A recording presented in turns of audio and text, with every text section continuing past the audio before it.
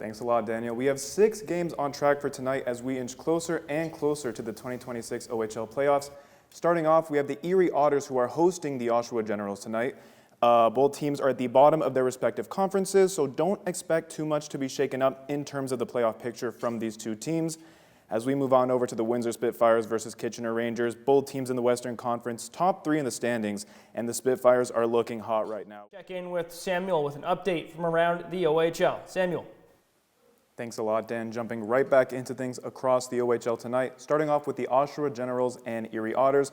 That game is tied 3-3 apiece as the second period has come to an end, and we are now heading into the third period, looking to be a fun one over there.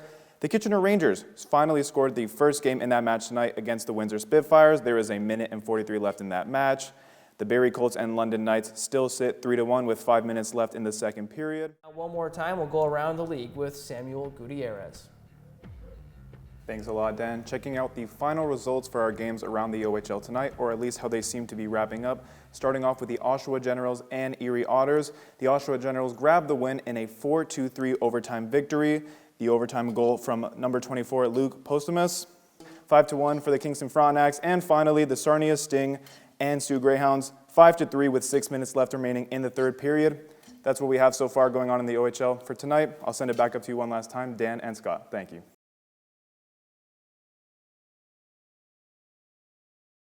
Gutierrez for an update from around the Ontario Hockey League. One game already concluded. Samuel. Thanks a lot, Dan. Just 4 games set on the OHL tonight, but each win and loss from here on out may play a huge part in what the playoff picture looks like for these teams as the 2026 OHL playoffs are just around the corner. Starting off, taking a look at our first game of the night, the London Knights and Brampton Steelheads. The Steelheads lost and were defeated by London 5-0 as the Steelheads are now on an 11-game losing streak. London, on the other hand, now sits just 5 points behind the 4th place Sioux Greyhounds after their victory. We'll dive deeper into this game as the night progresses. Moving on over to the Owen Sound attack. The Colts are rolling right now and seem to be unstoppable, currently on an 11-game winning streak, the longest active win streak by any team currently in the OHL. Windsor, on the other hand, the second night of a back-to-back. We'll see if that plays a factor tonight as the Spitfires don't play again until March 7th after tonight. All that and so much more as we gear up for a fun night of OHL hockey. Dan, just 10 games left until the 2026 OHL playoffs get underway. I'll send things back over to you. Thank you, Samuel. Yeah, the Barrie Colts so hot, but they still can't catch the Brantford Bulldogs. Thanks a lot, Dan.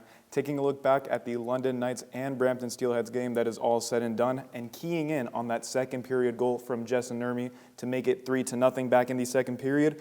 That goal coming from a power play in favor of the Knights. London is top 10 in the OHL on power play efficiency, so luckily they were able to take advantage of that Brampton penalty. The goal also being assisted by Ryan Brown. He was the first star of tonight's game. He led with 3 assists on the night.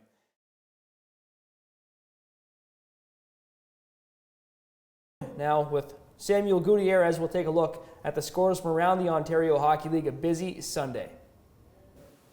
Thanks a lot, Dan. 6 games set around the OHL tonight, as the majority of them are now in the third periods. Taking first a look at the London Knights and Kitchener Rangers. The Kitchener Rangers are up 2-1 in that match with 14 minutes in the third period. Now up, 2-1.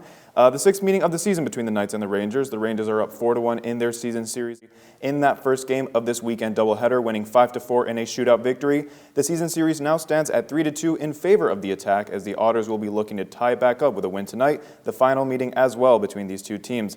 And finally, the Guelph Storm and Oshawa Generals. The Storm also fighting for a playoff spot as they sit at 6th in the Western Conference, 1 spot ahead of the Owen Sound attack. The second meeting of the season between these two clubs, the Oshawa Generals taking a commanding 7-1 victory in their most recent matchup all the way back in September.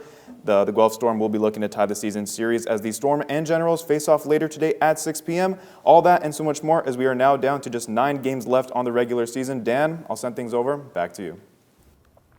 We'll now join Samuel Gutierrez with a look around the Ontario Hockey League. It's a busy Sunday with some implications for the Peterborough Petes based on the results that we see today. Samuel.